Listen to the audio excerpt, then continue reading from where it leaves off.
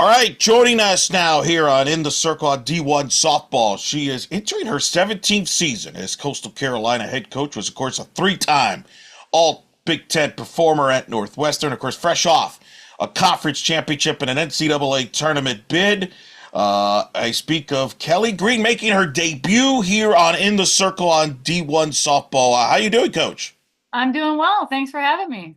That's good. How's the fall? How would you describe this fall for this year after the year that you had last year, where you win the conference tournament championship and make it to the NCAA tournament? How's it been going? I'd call it busy and a lot of hard work going on for sure. We have some tired kids, putting in a lot of time. Our strength program has been really tough. So, really pleased with everything going on, really. But we have a lot of new faces, and there's been a lot of learning. So that makes a lot of fun for me and our staff. But certainly very busy and a lot going on. Let's go back to last year. It was such a unique year, 34 wins, marquee wins during the regular season. You faced some adversity during conference play, but you all found it when it mattered most in the conference tournament, and then win the championship, win it in one of the most dramatic championship games imaginable, where you have Mother Nature getting involved, and you come from behind and you win it on a walk-off to beat JMU in extras in a nationally televised game. When you think back of last year, what comes to your mind? Oh, that was an exciting team. Loved, just from the beginning of the year, we didn't know, in that locker room, we knew we could have a good season. We believed it. We know people around us didn't expect us to do too much. So we believed it from the beginning. We knew we had the talent up and down our lineup. Pitching was, we weren't sure about the pitching early on. I mean, we knew we had some good components. We knew, obviously we know Nicolette's a good pitcher. We knew Abby was, had some great tools. But they just really put it together with Coach Q, our pitching coach. Just had a magnificent season, and that was the biggest difference for us. We felt like we could swing it and play good D, but the pitching was the area that really came through, and they were able to win some big games for us. So just an amazing season. It was really fun to do it with the group that we had. Really proud of our seniors and just the leadership that we had, having those guys here for 3 and 4 years. They started here with just a few wins under their belt, and then just got better every single year. So that was exciting to do with them. First Sun Belt Conference Championship. First conference championship for the program since 2012. What was your emotions like when it walk off happened? Was it emotional? Was it relief? How would you describe the feelings? I mean, definitely excited. I mean, I was excited. I think the most gratifying for me was just to see everyone else. I mean, of course, I'm excited as well. I'm thrilled, but just to see the joy on everybody else's faces, and it was pretty special. I get chills thinking about it now. And to share this with a coaching staff of alums, to do it with them. I just think that takes it to the next level to experience that with them. Just having coached them all here, and then being able to do that together as a coaching staff is a pretty neat feeling. You get so take me through that selection Sunday night. Did you have an idea where you were going to go? What was it like for you on that selection Sunday? And then, of course, you find out you're not going to go too far from where you're at. Yeah, I mean, we figured we wouldn't go too far. I mean, there's so many hosts that are nearby. I mean, we actually thought, because we had some bus issues. Really, the whole conference tournament we had bus issues, but we couldn't get back from Troy, Alabama. So our bus broke down at our celebration dinner before we got out of town. The bus wouldn't start, so we had to stay overnight in Troy, an extra night. And so, in order to make, I mean, that's a 9-hour trip for us. So in order to get back, we would have to leave at 6 o'clock in the morning, or early in the morning, not 6 o'clock. And our bus wasn't fixed yet, so we wound up. By the time our bus was fixed, we wound up stopping in Columbia. So, and we thought, what we figured, we're probably going to go to South Carolina regional, and then we're in their town, as we're, in fact, the places that we're looking up, one of the places that we wanted to go to, they already had booked for their selection show party. So and it was Mother's Day, so it was hard to get in anywhere. But we found Buffalo Wild Wings. Can always count on them for a good, make sure they have room for us. So we stopped there. We thought we'd probably go to South Carolina. I think Clemson was an option. There was some different places, but but then Duke came up, and I mean, honestly we were just happy to be going anywhere. It was a pretty exciting moment. That's a memorable selection Sunday for a lot of reasons. Holy macro, that's wild. Yep, no, absolutely. Describe the experience playing in that Durham regional. I mean, I remember watching you had a wild game, in that regional with with Duke there, and of course Georgia was involved there. What do you take away from that experience, and you hope that the returners take from that experience coming back? I mean, honestly, we felt like we were right there with an opportunity to win that regional. We felt we were, we were close. I mean, again, we can swing it with anyone. The Duke game, we were putting up runs. We just couldn't quite, Nick just couldn't quite finish it out for us in the circle. So I don't know that we had the depth pitching wise to get through a tough regional that way. But I mean, I think it showed us, and I think it shows our returners that we're close. We're a couple players away. We're a couple, just a couple moments away from being able to get to the super regional. So that provides a ton of optimism for our team right now, knowing that we really have a good opportunity to go even further this year. Well, you mentioned Nicolette, of course. He was unbelievable for you in the circle. 29 wins, which I still kind of double checked that. Like, wait, 29 wins? That's like old school there. I like, that's going to be the question you're going to get asked between now and the start of the season how do you replace Nicolette? And you don't replace players like that.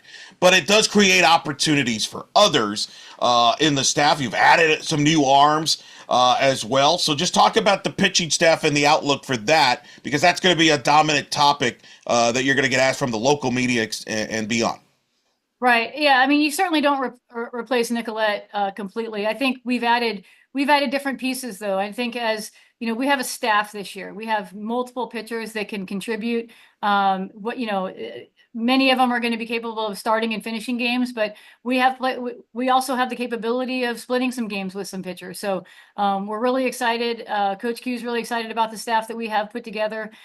We have certainly some, a lot of diversity going on within our staff. Last year, we didn't really. Everybody pretty much threw down in the zone. This year, we have both. We have up and down in the zone. So we have pitchers that throw hard, high velo, and, just some different looks that we can give teams.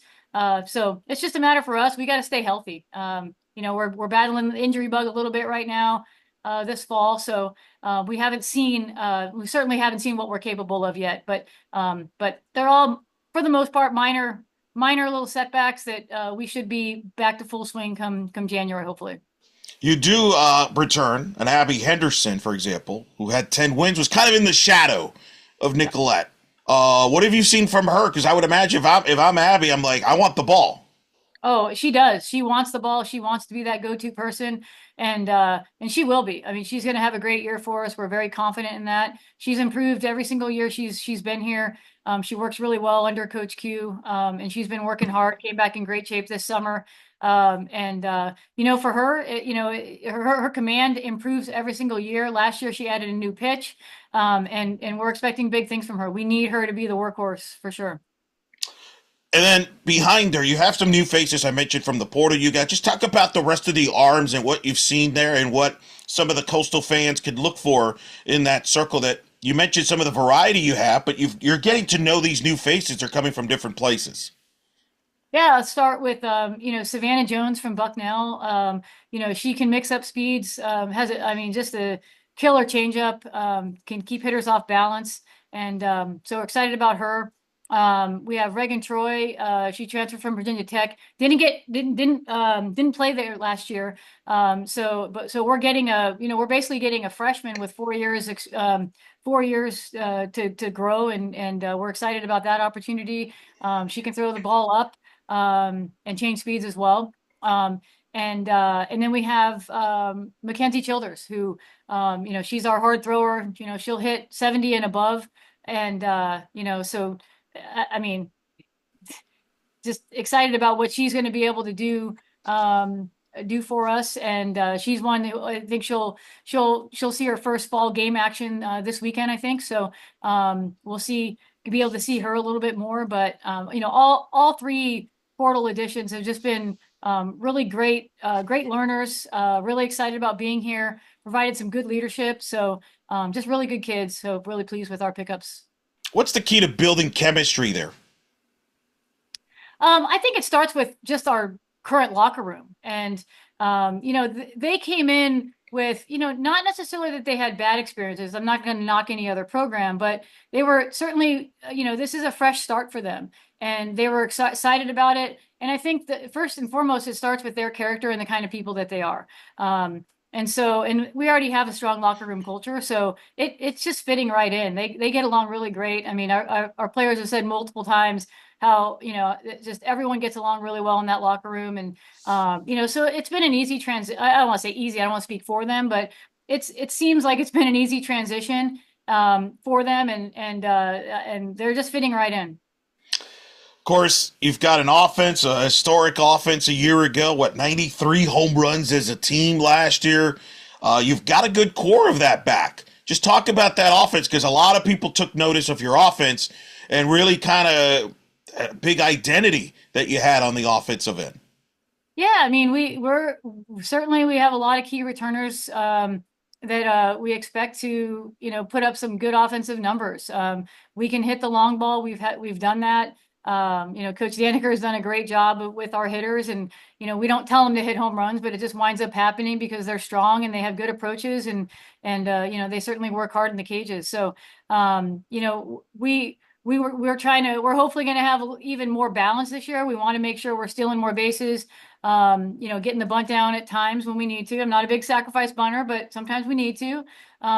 But just moving runners and finding a variety of ways to score. But yeah, we have a lot of power back. We lose a lot of power. We've lost a couple key hitters that put up a lot of home runs. That's going to be tough to replace. But we have a couple freshmen that have some power. And then we've added a couple from the portal as well that have some proven power that we're expecting to get right in there and make an immediate impact. Was the power always something you wanted in your offense? Is it just something that it just played out that way? Oh yeah, we want it.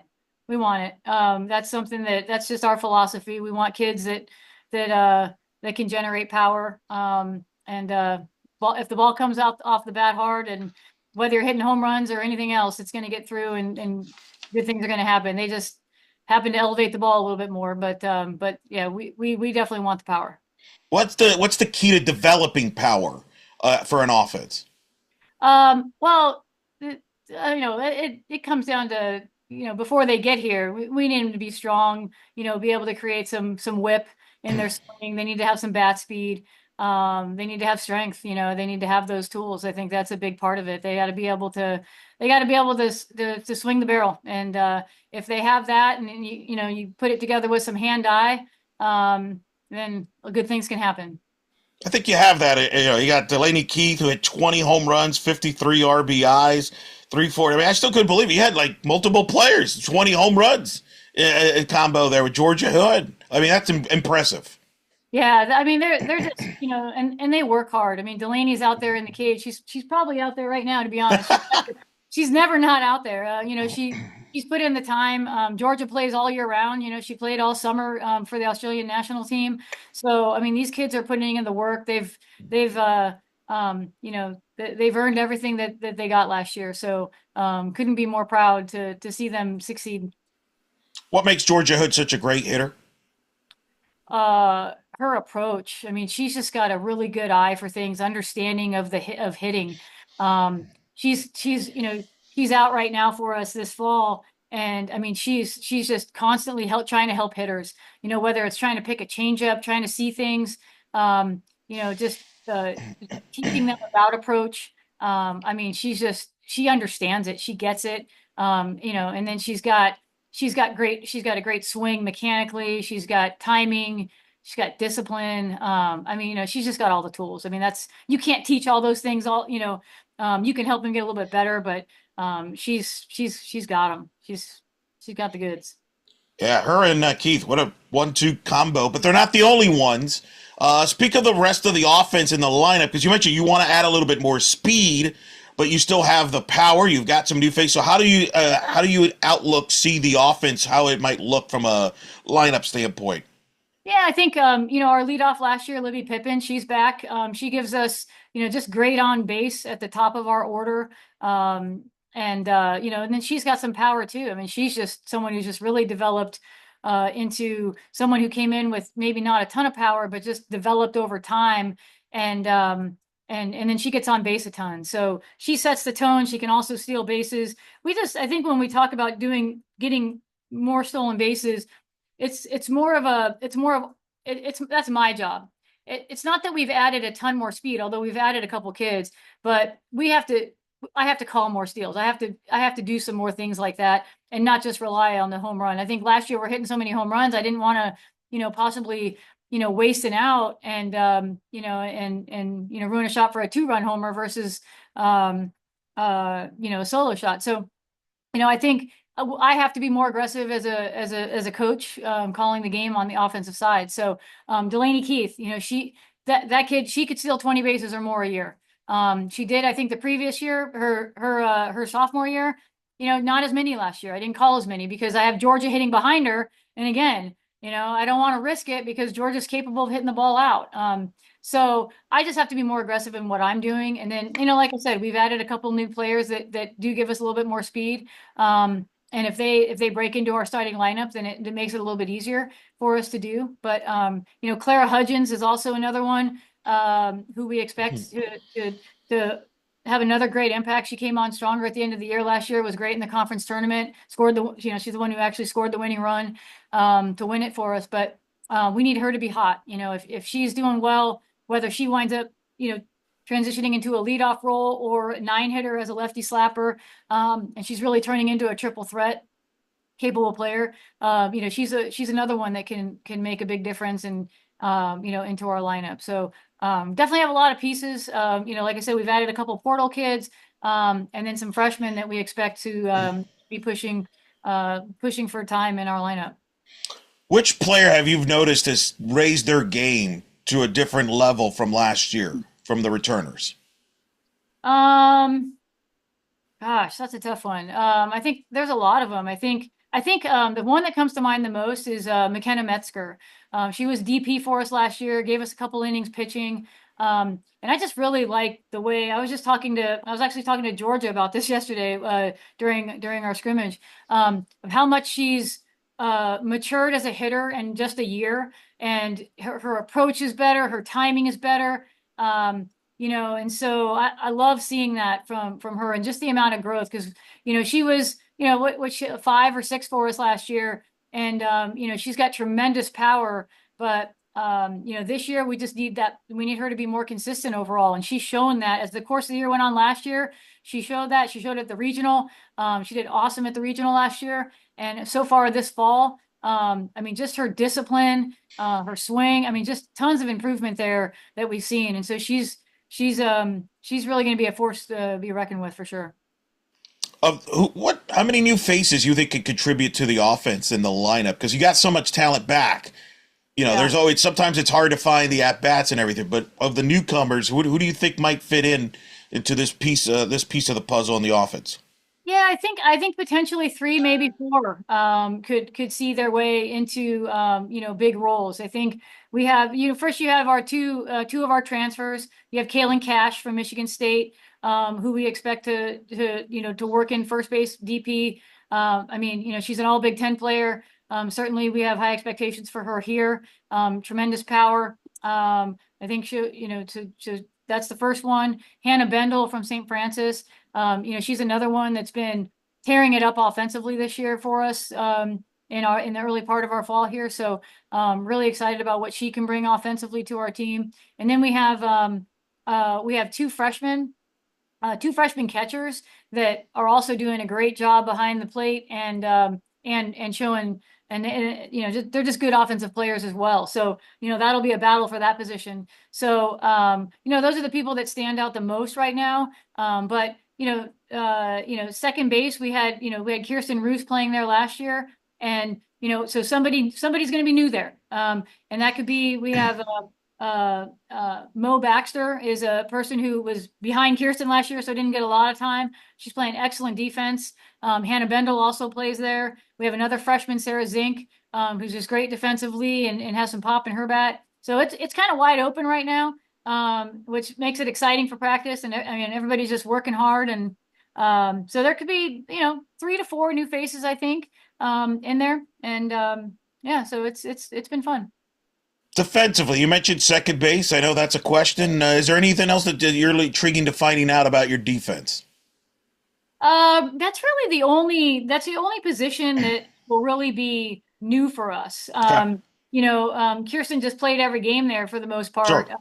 So that's really the only one. I mean, Mo's very experienced there, so we're very comfortable with her there. Just Kirsten won the position and ran with it.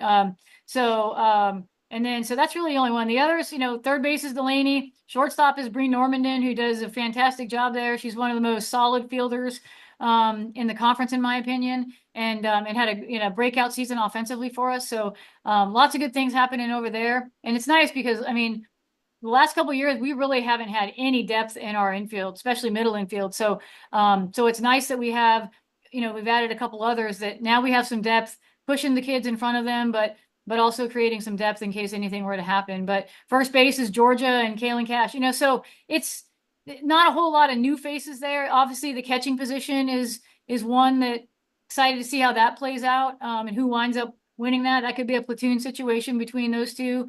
And then we have our outfield spots that, they'll all be battling for. So, it's definitely a competitive fall for sure. Yeah, the outfield's certainly going to be interesting there, how that plays itself out from a defensive standpoint. But you sounds like you feel pretty comfortable with regard however that plays out. Yeah, I mean, we have Clara, who's just a great center fielder, and she's done a good job in our lineup.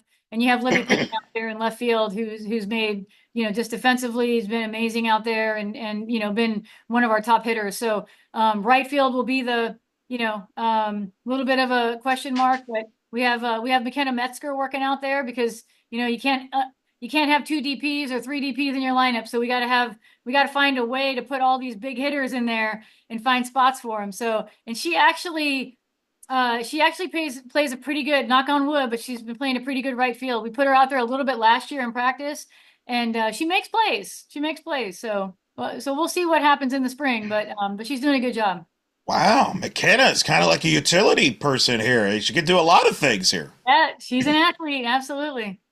No, that's incredible. And she's pitching more this year. I mean, we Yeah. expect her. We expect her to give us some more innings. She's picked up a new pitch this year with Coach Q. And I mean, she just in our scrimmage yesterday. I mean, she was getting a lot of swing and misses. So pleased with what I'm seeing. That's wow, that's a pretty impressive there. That sounds to me she's ready to take it to the next level and then some. That's pretty impressive. Yep. And exciting to hear. Speaking of exciting, so your schedule came out and I was like, whoa. And then my colleagues at D1 Software were like, whoa. That's never happened before. I'm going to just give a sample size for the audience that may not be aware.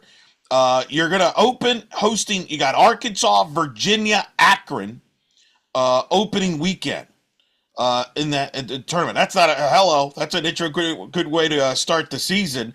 A lot. You're going to play at North Carolina, rematch from last year. I will never forget watching you guys hosting them last year and turning into a shootout with them. You're going to Tucson for a tournament there. You're going to Clemson for a tournament. You're hosting a tournament with FAU and the American Conference regular season champs, and then Binghamton, an NCAA tournament team, as well as St. Joseph in that field.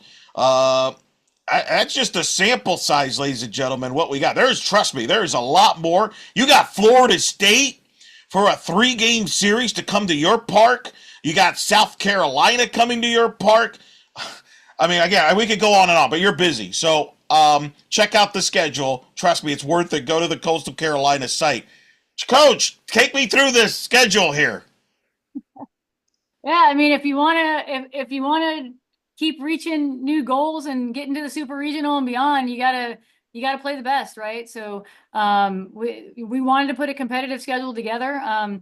some people might call me crazy, but I'm excited about it. I'm excited about seeing our team respond to this schedule, and they're excited about it. So it's what we need to do. It's going to put us hopefully in a great position for RPI. We wanted that last year. We got that. We felt like we had a strong enough RPI that if we didn't win the tournament, we felt like we had a good shot at an at-large bid. We want to always make sure we're doing that. And we had, just an opportunity. These schools wanted to come here, and we had the opportunity to add them to our schedule. So we absolutely did it. It's a challenging schedule. There's no doubt about it.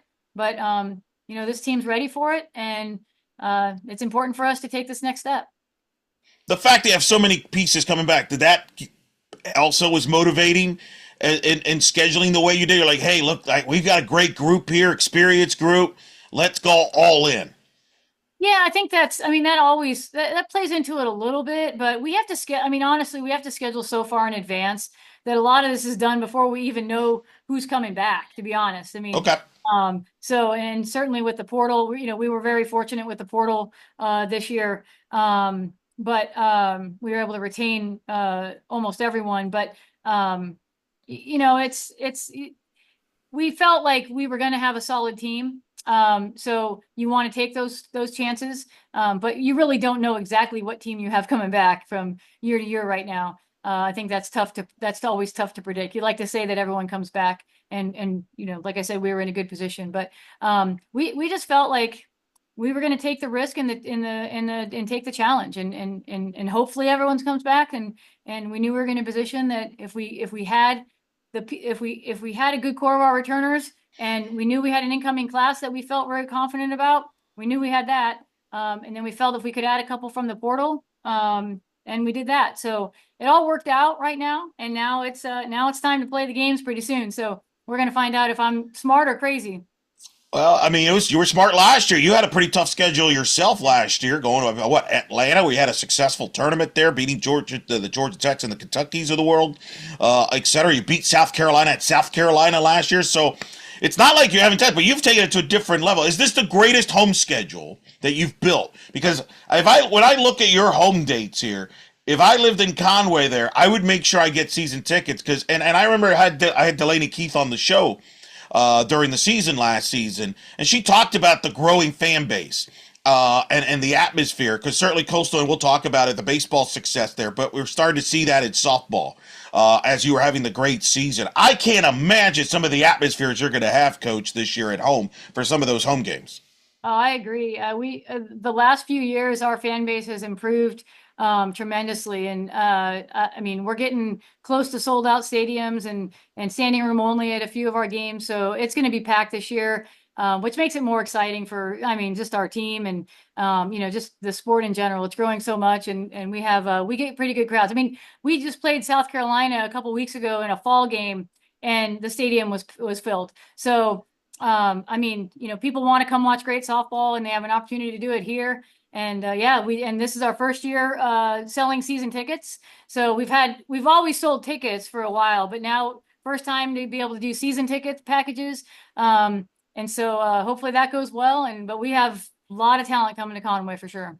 No, and it's great to see, everybody knows the school, everybody knows about the baseball program and the success they've had up close, but it seems now you're starting to kind of build that as well. I don't know how close baseball, softball stadiums are over there, but it feels like that some of the baseball fans have just realized, hey, we can support softball as well. It reminds me a lot of, I've talked to Lonnie Alameda about this. It took them a minute for the people to sort of start to go and buy into that because of the history they've had with the baseball program over there. But it seems it's happening over there now with you as well. Is that accurate? Yeah, absolutely. Baseball has been, strong here since I've been here. This is my 17th year, and they've built that's a gold mine over there. What Coach Schnall and prior to him, Coach Gilley have done with that program. So, and they're right next to our stadium. It's a stone's throw. It's right next to us. So we get, a lot of people that might be coming to a baseball game will stop and watch us and be like, hey, this is pretty cool, and it's exciting. So we get a lot of their fans too. And then, their success only helps us. And It's a lot of fun to have them next door. It's great. They help us with a lot of different things. So I could go over there and ask them some tips on catching or infield, and they're just so helpful in everything. They want everyone to do well, and super supportive. The location of the school helps too. I remember Delaney and asking her, and I'm paraphrasing what she told me in the pod, but it's like, yeah, I took a look there in the area. And I'm like, yeah, I like it over here. Yeah, when you're from Idaho, it probably is, Yeah, you know. Yeah, the beach just 10 miles away, great weather. Yeah, we can't complain too much about that. It's beautiful out here. trust me. She mentioned the beach, concerts, because she's a big concert person. So I this was the perfect locale. Which, hey, you ain't complaining. That's the beauty of recruiting, right? You can, hey, here's the campus, and 10 minutes away, there's a beach. Yep, absolutely. Yeah, you get a girl, you get some country concerts nearby, she's all in. So, yeah, absolutely. What got you into coaching? You were a standout player, as I mentioned, at Northwestern. What got you interested in staying in the sport and getting into coaching? I just love it. I just never wanted to stop. I always wanted softball to be part of my life, and pro ball wasn't it back then. So, it was the only thing that I could do to keep it as part of it. I just love it. I love the competitiveness. I love the relationships that you build with everyone. But it's just a passion that I've always had growing up, and it's the only thing I ever wanted to do. Who would when you talk about your coaching philosophy, your coaching style, who's the biggest influences in that? I would say, I mean, just different coaches growing up. I think first it starts with my own family, my dad and my brother. They, just growing up, I played baseball until I was in middle school. So, just they coached me, and I think that was a big part of it. My high school coach is a legend in Southern California, Joe Gonzalez. So I think that starts it. I just been really lucky to have been around great coaches. I've never had any issues or any problems with any coach that I've ever had. So I've been very fortunate with that. So I've learned from every coach so much that I've ever had in very positive ways. And I went to Northwestern and under Sharon Drysdale and Rob Petrini, and then I take a little bit from everyone. And I think then once I got into coaching, once I became a head coach, my athletic director at Lock Haven, a Division II school where I was a head coach for the first time. My athletic director was a huge mentor for me. A lot on not so much X's and O's, but on the administrative side of things, how to treat people, how to do things the right way, how to manage budgets, all those things. So I've just been really fortunate to be around great people who've helped me get to where I am today, so there's just a ton of people. I don't know that there's one person per se, but just take a look from everyone. Sure. What was it like playing for Coach Drysdale? Oh, Coach Drysdale was awesome. She's, I mean, probably one of the smartest minds of the game, and I love playing with her. She just always treated everyone with respect, did things the right way, followed the rules. I mean, just a professional in every sense of the way. So, and a very just intellectual human being. Yeah, just it was a lot of fun playing for her. Were you always wanted to be a softball player growing up? Did it just happen? Like, how did you become a soft? What got you into playing softball?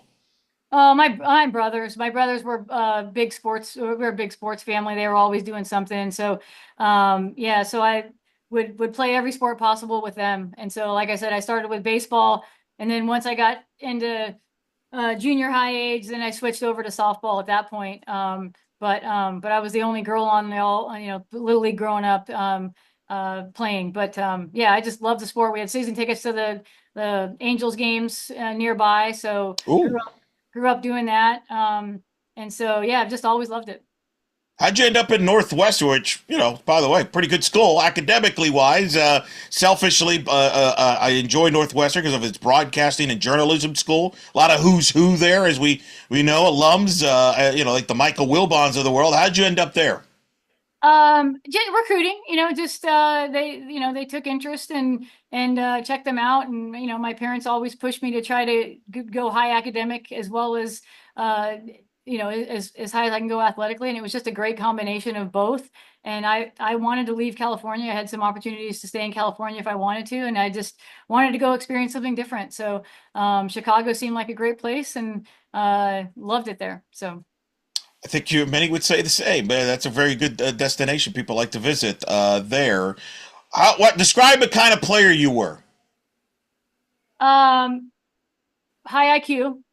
I was a lefty hitter. Had a little bit of power, but not home runs. I wish I knew now or I wish I knew then what I know now, and I probably could have developed a little bit more power maybe in my own game. But of course the bats are better now too. Let's the Black Maxes of the old days, didn't quite have the pop, but so we could blame it a little bit on that. But definitely singles, doubles, good average. I hustled. I was a lefty catcher. Um, Felt like I was, yeah, I mean, I could throw out some runners and such, but thought I played pretty tough and, but definitely very competitive. But definitely a high IQ player. So and I think that's, again, I just always had a passion for sports and specifically baseball, softball. So love learning about it. And that's one of my favorite parts now, as a coach. Sounds to me like Coach Kelly Green would have enjoyed coaching Kelley the player. Is that accurate, or would there have been some clashes there or pulling of hairs? No, I think I would have enjoyed coaching myself. I respect people really well, so I think I can get along with a variety of people, no matter what. So I think I'd be easy to coach. I'm definitely growth mindset, always looking to learn. So I think it would have been okay. My level of conditioning at the time, I probably not where I needed to be. So I don't know that my coaches were happy about that. I hated running. Absolutely hated it. And, kids these days, they don't even know, like the running that programs do now. It's easy compared to what we did back then. Uh, but it was hard, and I hated it, and I stressed out about it. And, especially my freshman year. But so that's probably the one area that, my coaches were probably annoyed with me because that running was terrible. I've heard a lot of coaches that have told me that stories when they play that they don't miss that at Yeah. all. They miss the playing Yeah. part. They don't miss that part of it. Uh, Take me through that life changing decision of coming to Coastal Carolina and becoming the head coach, joining Coastal Carolina. What take me through that? What led to that decision, which obviously is one of the more significant decisions of your life, clearly. Sure. Yeah, I love being at Lock Haven. We had just won our second national championship there. A lot of success. We expected to still continue to be a good program. I just felt like it was time.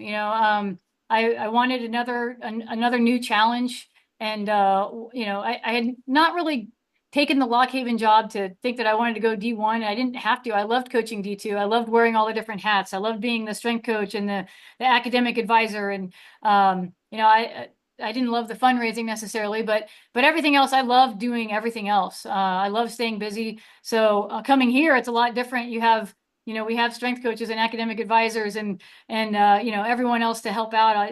All these staff members. I feel like I don't do a whole lot anymore, but it was just time. I just was ready for a new challenge in a new part of the country, and like I was tired of playing softball in the cold at the time, and just always cold. And I tell the story, but just writing a lineup card, my hands were just always so cold. It hurt to write. And so I was ready, and this opportunity came up. I saw a lot of opportunity with the program to do well here.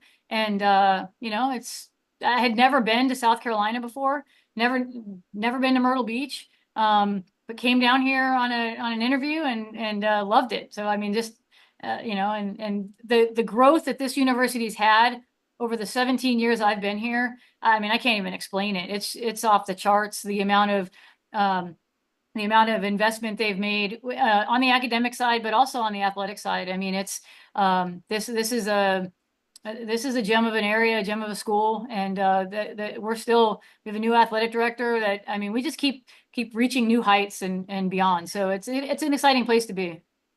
Sounds to me you didn't have a beach close by In the previous place, a little No, different.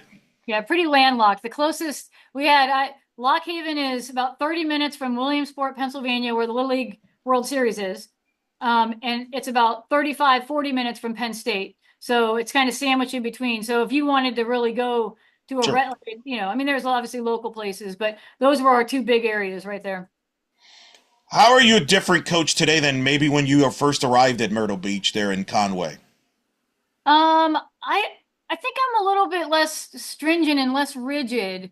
Um, I think I've always been I'm super organized, very structured. That hasn't changed at all. I think I've become a little bit more tolerant and understanding with just you know talking to players and understanding and just kind of understanding about them and what they need and giving them days off sometimes. If we have a day off of practice, it's going to be okay. It's the world's not going to end. We're not going to lose because we had a day off.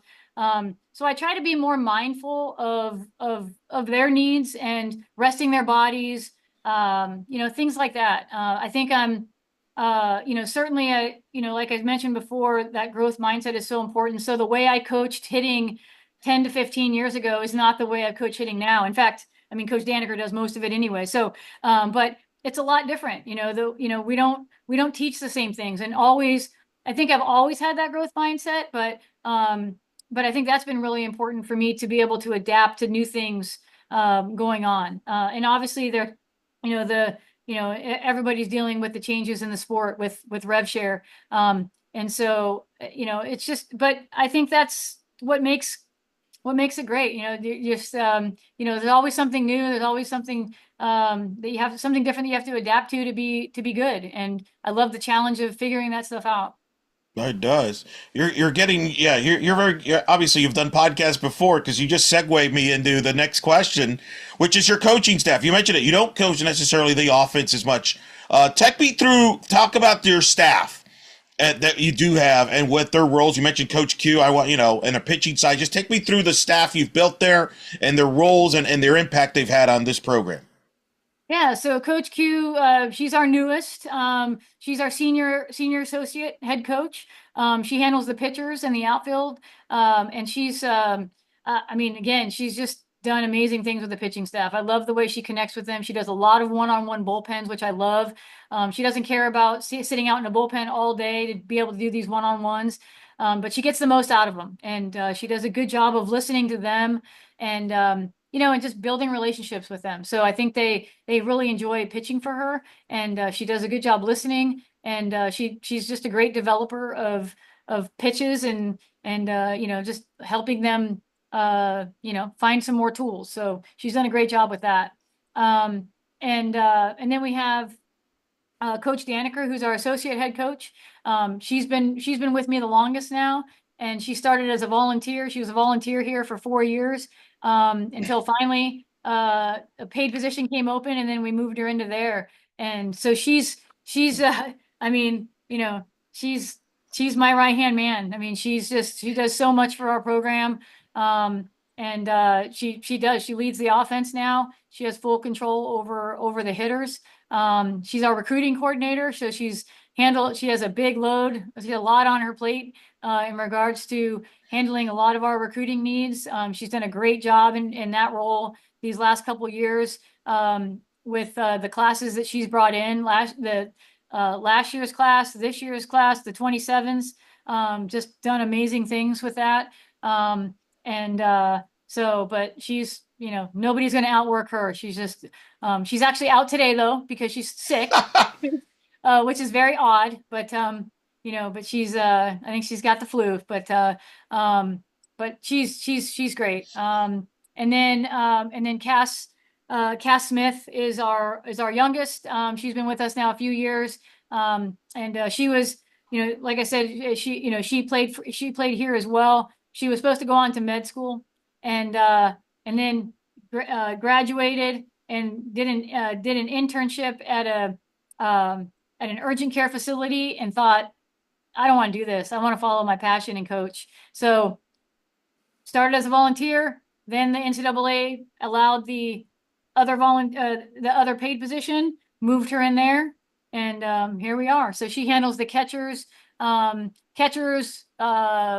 base running, and then just really everything else. Anything else that we need, she's always available for something to help out. And I handle the infielder, so but everyone kind of helps out with that too, as needed. So yeah, It's pretty good. So it's been working well. It's been working well. Clearly, it has. the results back that up. Couple last things. Sun Belt Conference. I'm really fascinating year. Coming, a lot of people cut talent coming back. Unique because there'll be Texas State's last year, but it's a league that's used to being a top five league, was 6-7 range last year. Your overall thoughts on the outlook for the Sun Belt? Louisiana's the host for the conference championship. What do we got to get it to Coastal here? We got to get it more. I feel like if you polled the players, they would vote for you to host more just because there's a beach 10 minutes. But that's all. Whatever. That's my 2 cents into that. But nonetheless, give me your overall thoughts on the Sun Belt here in heading to 2026. Yeah, I would expect the Sun Belt to be stronger than last year. I think it's going to be tougher. I think Louisiana's added some bigger pieces as well. Texas State's going to be strong again. I think they have a lot of people, a lot of top people returning, and then they've added some. ULM was strong last year. They've added some pieces. Don't sleep on App State. Honestly, I don't want to leave anyone out either. But it's going to be stronger, for sure. I think we're stronger, overall. So I think hopefully we'll get back to being that 3-bid conference, if not more. But that's kind of the hope. But I think absolutely, I think we should get in that top 5 conference RPI range again, after this year. It was wild last year. Like, I don't remember. I feel like you were the only conference tournament where you could have made a case, legitimately make a case for everybody in that conference tournament to win the championship.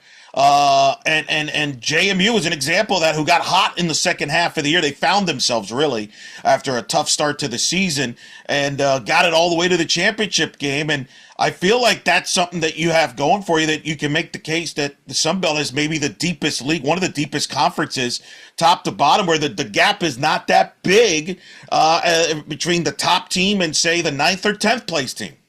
Yeah, couldn't agree more. I mean, JMU, I wish we had played them in, beginning of the conference Yeah, schedule. Honestly, we would have been a little higher seed probably. But yeah, I mean, that's just a perfect example. I mean, yes, you're right. Anyone could have won that conference tournament. We felt like, I think, I said that multiple times, that it was just who was going to be hot there. It was just, wound up being us, but no one wanted to play JMU. I mean, they were hot at the end of the year. So they were a very good team, both offense and pitching. They had it on both sides of the ball. So, but that makes it fun. Every conference weekend is so important. And, everyone was saying, I know people were saying that, oh, you were the 7 seed. You know, it wasn't some sort of Cinderella season. I mean, we were pretty good all year round. 7 seed, but I think only 2 games separated us from being higher. correct. I mean, really, we were the 5 seed, but because of tiebreaker, we wound up being the 7 seed. But I mean, it was only a couple of games difference from some of the other top 3 teams. So, it's just a tough conference, and and certainly I expect it to be even stronger this next year. Yeah, because I felt like it was a younger league last year. It was a lot of, kind of newbies, a lot of great pitchers had just graduated, the Mullinses and the Lackeys of the world. But now you got a lot of this talent back. You got a lot coming back. Going into that conference tournament, what was the mindset? Hey, we need to win this tournament to take it out of the committee's hands. Yeah, absolutely. I mean, we Yeah, felt pretty good about it. We felt like we couldn't be one and done and have a chance, but we sure, felt if we won 2 games, we felt, yeah, we could do it. Like, we're in for sure if we won 2 games. So, that was kind of our coaching staff thought. That wasn't something that we necessarily discussed with the players, sure.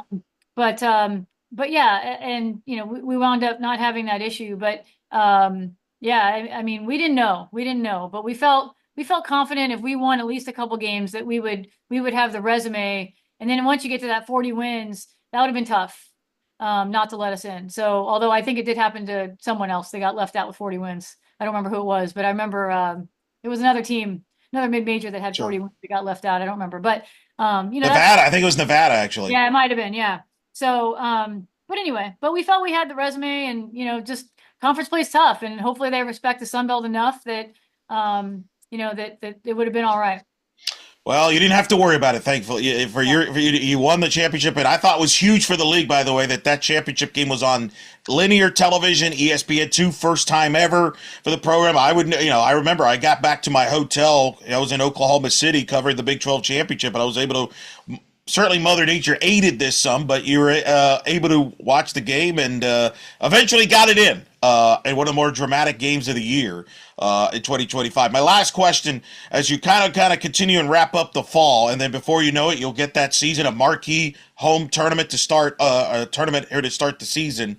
What are a couple of things you're looking forward to finding out about this group that you think will help define how this 2026 season?